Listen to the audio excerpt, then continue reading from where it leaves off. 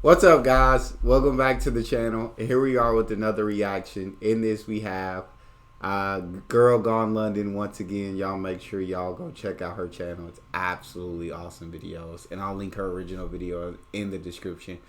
But she voted for the first time as a new UK citizen, and now comparing the USA versus UK voting methods. This should be cool. Before we dive in, if you guys enjoy, please don't forget to subscribe, give a video a thumbs up. And if you like to support this channel by becoming a member, all you gotta do is hit that join button to receive your exclusive benefits. Let's get right to it. I said to him, do I get a sticker like we do in America? And he said, for what? And I said, for voting. And he said, no. And I said, why not? And he said, because you're an adult, not a 5-year-old going to the dentist. Why are Americans so weird? Hello and welcome to a very exciting video, one in which I get to vote for the first time in the UK.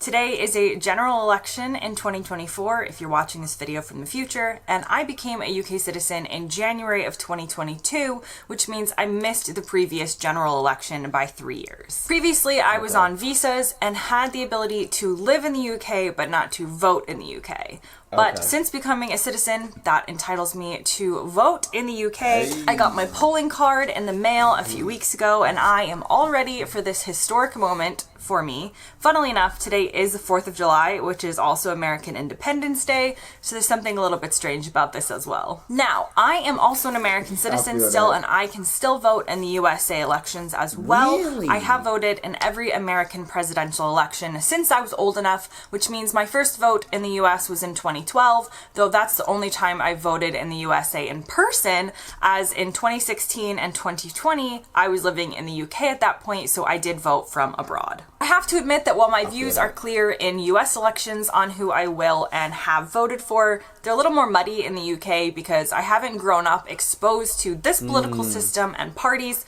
However, in the US, we are taught from birth, basically, that voting is essentially a duty that we have as citizens, and it is an extremely patriotic thing to do in America. We are taught the ideal that soldiers, military, etc. have died for your right to vote and for you to live in a democracy, and that to respect that, you always exercise your right to vote. So 100%. I feel like that also extends to the UK. Whether or not voting is seen in a similar way here, I don't know, you tell me, but I have researched the issues I care about and the different parties enough to cast a vote. I feel like I 100% agree with that. The only thing I'll change about US voting is I'd rather the Australian version and use preferential voting instead of just voting between two parties and picking one or the other. But when you get the favorite to least favorite, you get to mark 1, 2, 3, 4, right? Who's my favorite, who's my least. So I think that's a cooler way of voting, but that's just me. All right, anyways, continue, Caitlin. I did have a conversation with my husband earlier, and I said to him, do I get a sticker like we do in America? And he said, for what? And I said, for what? For voting. And he said, no. And I said, why not? And he said, because you're an adult, not a 5-year-old going to the dentist. Why are Americans so weird? So there's that. Apparently I will not be getting a sticker. But I am about to leave my house to go to the polling place, so I will see you when I get back.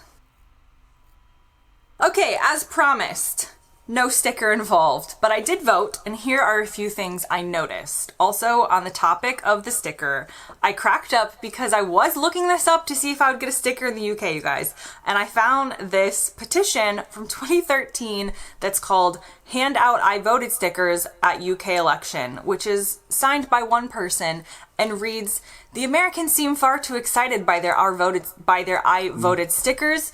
We should get them too, but they should be good quality and possibly even treated as a souvenir. It may even encourage a few shallow people to vote. Anyway, voting here was using a pencil and a literal piece of paper. I know that's obvious if you're in the UK and you've lived here your whole life, but the state I voted in the last time I voted in America actually uses electronic voting systems. So I put my vote into a computer system, so that felt different to hear. According to my research, the UK does not use voting technology except in some cases to read the votes in some places.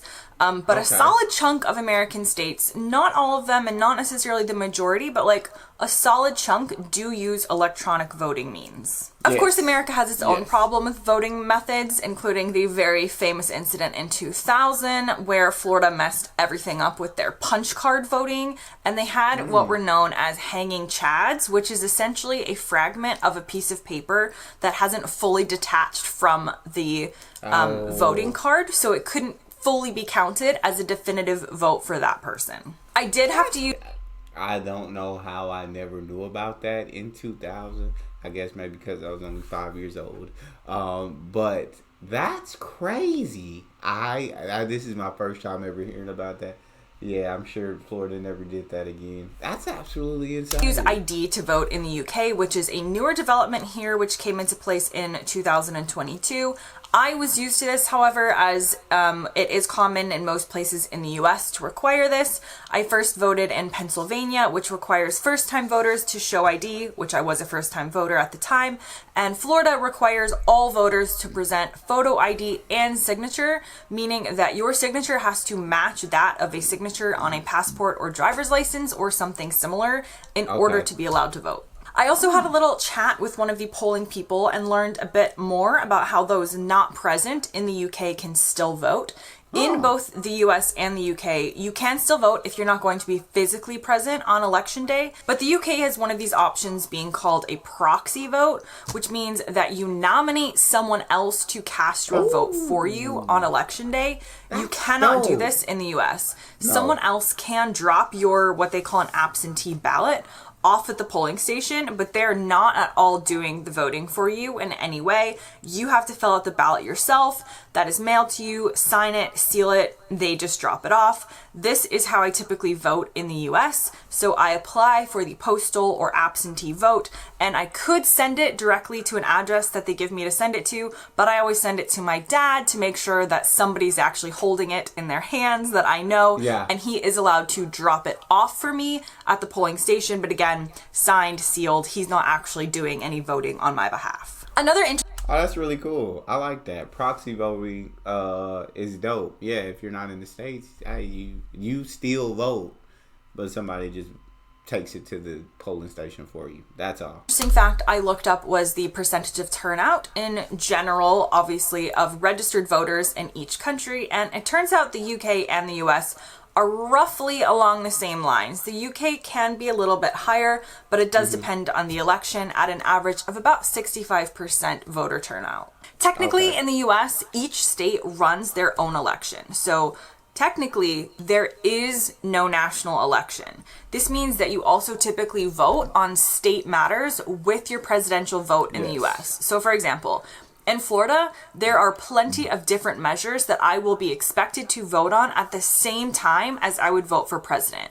This is different than in the UK. There was nothing like that, just one vote for who I wanted to be MP for my area. Again, a ballot in the US does look different because you're voting on state measures every 4 years at the same time as the president. And as I just mentioned, in the US, presidential elections happen every 4 years, whether you like it or not. In the UK, general elections are every 5 years at the max, but the party in power can call a general election sooner than that. Another difference is that in the US, we do vote for the president. You are not casting a vote for the party necessarily. It is for the person, and it is not for a local person. It is, do you want George Bush or Barack Obama or George Washington? Well, George Washington wasn't voted in like that, but whatever. Oh, so in the UK you vote for the party instead of... that is you are voting for that person. In the UK, you are not voting for a new prime minister. You are voting to elect your local MP or member of parliament. Then, the political party that wins the most seats in the House of Commons will form the new government, and their leader will become prime minister. So on my UK ballot, the names displayed were local names of my local MP candidates. So again, it's a little bit of a different system. I mean, it's a lot. I feel like I would rather, like, out of those two, be able to actually vote for the person. But, I mean, I don't see voting for a party as an issue either. I'd love to hear what you guys' thoughts on rather voting for a person. over voting for a party, and what you guys, the differences that you guys see between that, and if you think one is better or worse than the other, or you think just different ways of doing it for different countries. A lot of it, a different system, but this is just the basics. General elections in the UK also must happen on a weekday, typically on a Thursday, but they can happen any month of the year. In the US, presidential elections are held in November on a Tuesday. It's set as the Tuesday next after the first Monday in November. So how do I feel having voted for the first time in the UK? Because ultimately I am American, so we'll always make it about our feelings. I feel very happy. I'm not the world's most political person, but I do believe in the importance of voting, as I said, and I still believe to this day that things really turned around for me in the UK once I got citizenship, because finally I had the official documentation and felt more included in the place that I had lived in for so long, and finally was just like any other citizen. So getting to vote in an election as a UK citizen was a really cool feeling and cemented my decision to get citizenship.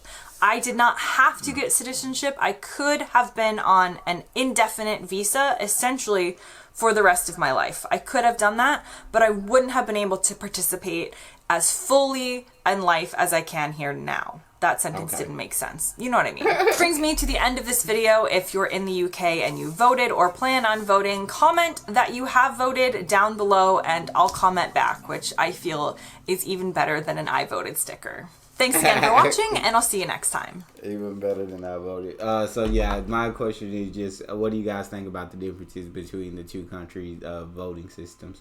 And you get about the same turnout between the two countries. But that's all we have. If you guys enjoyed, please don't forget to subscribe. Get a video a thumbs up.